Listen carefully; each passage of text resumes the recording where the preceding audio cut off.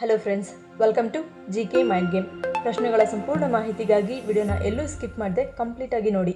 ಇವತ್ತಿನ ಪ್ರಶ್ನೆಗಳಲ್ಲಿ ಮೊದಲನೇ ಪ್ರಶ್ನೆ, ಹೃದಯದ ಆರೋಗ್ಯಕ್ಕೆ ಉತ್ತಮವಾದ ಮತ್ತು ಸದಾ ಅಡುಗೆ ಮನೆಯಲ್ಲಿ ಲಭ್ಯವಿರುವ ಆಹಾರ ಪದಾರ್ಥ ಯಾವುದು?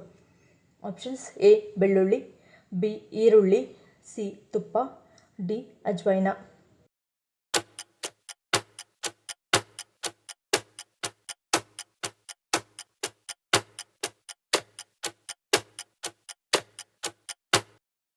ಸರಿಯಾದ ಉತ್ತರ ಆಪ್ಷನ್ ಎ ಮತ್ತು ಬಿ. ಹೃದಯದ ಆರೋಗ್ಯಕರ ಗಿಡಮೂಲಿಕೆಗಳ ವಿಷಯಕ್ಕೆ ಬಂದಾಗ ಪಟ್ಟಿಯಲ್ಲಿ ಅಗ್ರಸ್ಥಾನದಲ್ಲಿರುವ ಮಸಾಲೆ ಭಾರತೀಯ ಪಾಕ ಪದ್ಧತಿಯು ಪ್ರಧಾನ ಅಂಶವಾಗಿದೆ. ಬೆಳ್ಳುಳ್ಳಿಯು ರಕ್ತದಲ್ಲಿನ LDL ಅನ್ನು ಕಡಿಮೆ ಮಾಡುವ ಮೂಲಕ ಹೃದಯ ರಕ್ತನಾಳದ ಆರೋಗ್ಯವನ್ನು ಹೆಚ್ಚಿನ ಪ್ರಮಾಣದಲ್ಲಿ ಹೆಚ್ಚಿಸುತ್ತದೆ. ಬೆಳ್ಳುಳ್ಳಿ ಅಲಿಸಿನ್ ಅನ್ನು ಹೊಂದಿರುತ್ತದೆ. ಇದು ರಕ್ತದೊತ್ತಡವನ್ನು ಕಡಿಮೆ ಮಾಡಲು ಸಹಾಯ ಮಾಡುತ್ತದೆ ಮತ್ತು ಅಪಧಮನಿಗಳ ದಪ್ಪವಾಗುವುದನ್ನು ತಡೆಯುತ್ತದೆ. ಈರುಳ್ಳಿ ಮತ್ತು ಬೆಳ್ಳುಳ್ಳಿ ಆಲಿಯಮ್ ತರಕಾರಿಗಳ ಒಂದೇ ಕುಟುಂಬದಿಂದ ಬಂದವು. ಆದ್ದರಿಂದ ಸೇವನೆಯ ನಂತರ ಅವು ನಿಮಗೆ ತರುವ ಪ್ರಯೋಜನಗಳು ಒಂದೇ ಆಗಿರುತ್ತದೆ.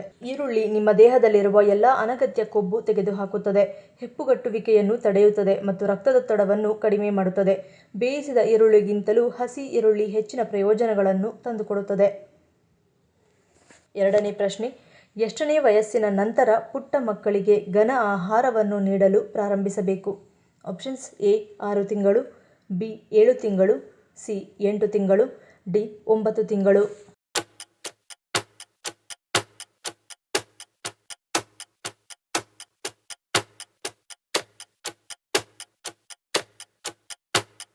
ಸರಿಯಾದ ಉತ್ತರ ಆಪ್ಷನ್ ಬಿ 7 ತಿಂಗಳು.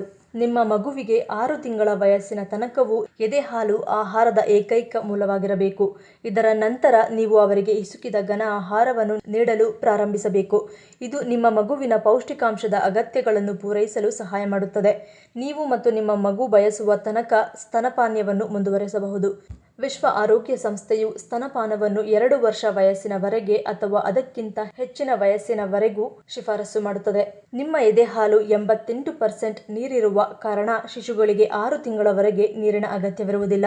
ತಾಯಿಯ ಎದೆಹಾಲು ಮಗುವಿನ ಪೋಷಣೆಯ ಮುಖ್ಯ ಮೂಲವಾಗಿರುತ್ತದೆ. ಮೂರನೇ ಪ್ರಶ್ನೆ, ಆತ್ಮಹತ್ಯೆ ಮರ ಎಂದು ಯಾವ ಮರವನ್ನು ಕರೆಯಲಾಗುತ್ತದೆ? ಆಪ್ಷನ್ಸ್: ಎ ಹುಣಸೆ ಮರ, ಬಿ ಒಡೋಲಾಮ್ ಮರ, ಸಿ ಸೀರಿಸ್ ಮರ, ಡಿ ಆಲದ ಮರ.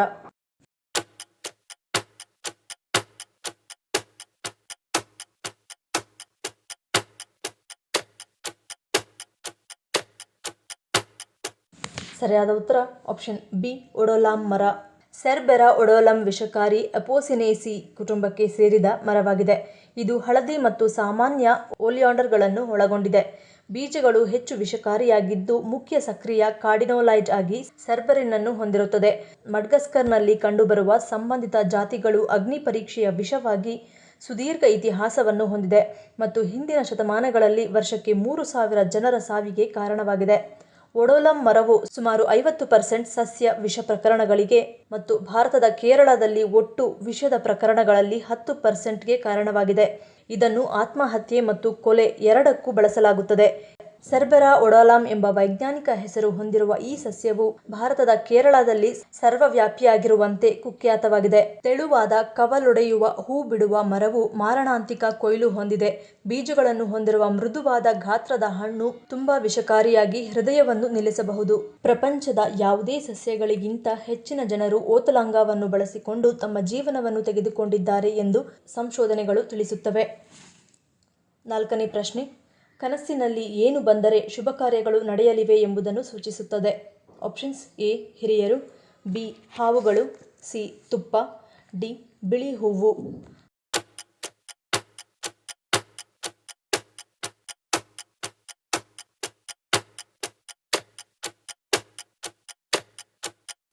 ಸರಿಯಾದ ಉತ್ತರ ಆಪ್ಷನ್ ಸಿ ತುಪ್ಪ. ಕನಸಿನಲ್ಲಿ ತುಪ್ಪವನ್ನು ನೋಡುವುದು ತುಂಬಾ ಮಂಗಳಕರವೆಂದು ಪರಿಗಣಿಸಲಾಗುತ್ತದೆ. ಇದು ಎಲ್ಲಾ ಕ್ಷೇತ್ರಗಳಲ್ಲಿ ಜಯವನ್ನು ನೀಡುತ್ತದೆ ಹಾಗೂ ಆರೋಗ್ಯದಲ್ಲಿ ಸುಧಾರಣೆಯ ಲಕ್ಷಣಗಳು ಕಂಡುಬರುತ್ತವೆ. ಅದೇ ಸಮಯದಲ್ಲಿ ಆರ್ಥಿಕ ಚೇತರಿಕೆಯ ಲಕ್ಷಣಗಳನ್ನು ಇದು ಸೂಚಿಸುತ್ತದೆ. ತುಪ್ಪ ತಿನ್ನುತ್ತಿರುವಂತೆ ಕನಸು ಬಿದ್ದರೆ ಅದು ಮನೆಯಲ್ಲಿ ಶುಭ ಕಾರ್ಯಗಳು ನಡೆಯಲಿವೆ ಎಂಬುದನ್ನು ಹೇಳುತ್ತದೆ.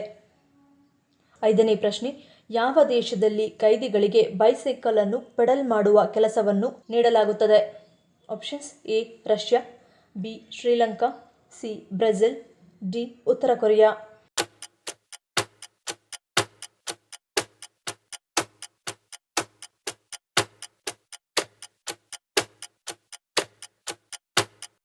ಸರಿಯಾದ ಉತ್ತರ ಆಪ್ಷನ್ ಸಿ ಬ್ರೆಜಿಲ್. ಬ್ರೆಜಿಲ್ನ ಜೈಲಿನಲ್ಲಿ ಕೈದಿಗಳಿಗೆ ಸ್ಥಿರವಾದ ಬೈಸೈಕಲ್ ಅನ್ನು ಪೆಡಲ್ ಮಾಡುವ ಮೂಲಕ ಹತ್ತಿರದ ನಗರಕ್ಕೆ ವಿದ್ಯುತ್ ಒದಗಿಸುತ್ತಾರೆ. ಇದರಿಂದ ಕೈದಿಗಳ ಜೈಲುವಾಸವು ಕಡಿಮೆ ಮಾಡಲಾಗುತ್ತದೆ. 6ನೇ ಪ್ರಶ್ನೆ, ಸ್ಟ್ರೋಕ್ ಅಥವಾ ಲಕ್ವಾ ಅಥವಾ ಪಾರ್ಶ್ವವಾಯು ಆಗಲು ಮುಖ್ಯ ಕಾರಣವೇನು? ಆಪ್ಷನ್ಸ್ ಎ ರಕ್ತ ಹೆಪ್ಪುಗಟ್ಟುವಿಕೆ, ಬಿ ಒತ್ತಡ, ಸಿ ದುರಭ್ಯಾಸ, ಡಿ ಪೋಷಕಾಂಶಗಳ ಕೊರತೆ.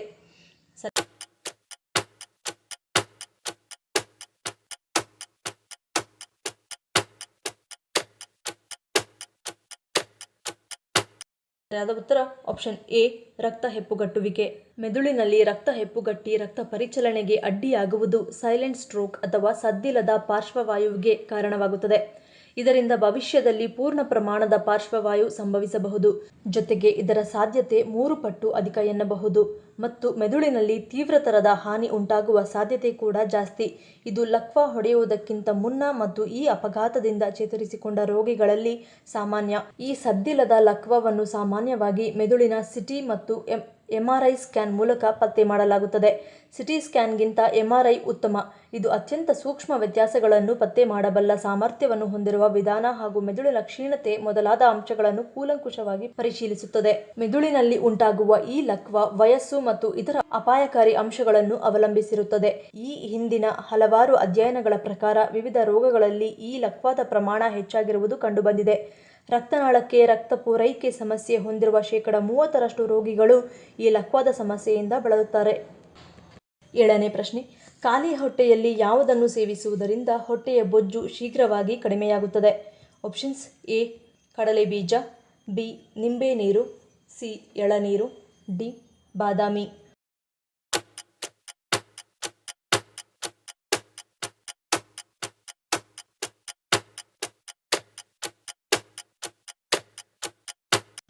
ಸರಿಯಾದ ಉತ್ತರ ಆಪ್ಷನ್ ಡಿ ಬಾದಾಮಿ.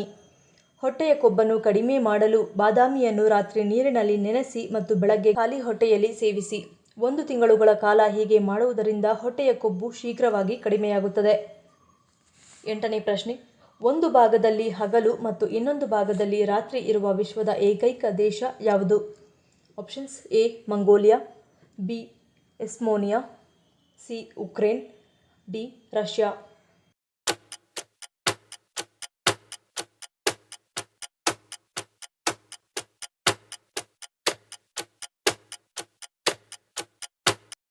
ಸರಿಯಾದ ಉತ್ತರ ಆಪ್ಷನ್ ಡಿ ರಷ್ಯಾ. ರಷ್ಯಾವು ಒಂದು ಭಾಗದಲ್ಲಿ ಹಗಲು ಮತ್ತು ಇನ್ನೊಂದು ಭಾಗದಲ್ಲಿ ರಾತ್ರಿ ಇರುವ ವಿಶ್ವದ ಏಕೈಕ ದೇಶವಾಗಿದೆ. 9ನೇ ಪ್ರಶ್ನೆ, ಒಂಟೆ ಹಾಲು ಕುಡಿಯುವುದರಿಂದಾಗುವ ಪರಿಣಾಮವೇನು? ಆಪ್ಷನ್ಸ್ ಎ ಮಧುಮೇಹ ನಿಯಂತ್ರಣ, ಬಿ ಸೋಂಕು ವಿರೋಧಿ, ಸಿ ಉತ್ತಮ ಆರೋಗ್ಯ, ಡಿ ಮೇಲಿನ ಎಲ್ಲವೂ.